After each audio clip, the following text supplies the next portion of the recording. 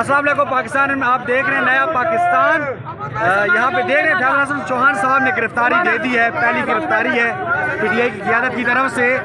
ये prison van सामने खड़ी हुई है, आप देख सकते हैं। यहाँ पे फैज़ल हसन चौहान साहब ने पहली गिरफ्तारी दे दी है। यहाँ पे कभी नारेबाजी हो रही है क़यादत की तरफ से, कारकुनों की तरफ से।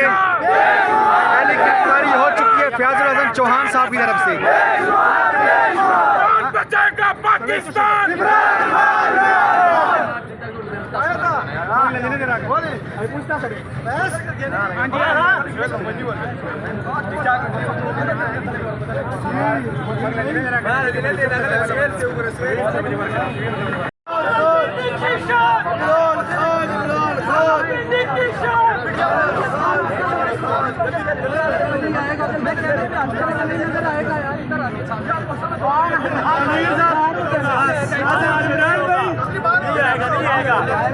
बाहर निकालो यार, नहीं आएगा।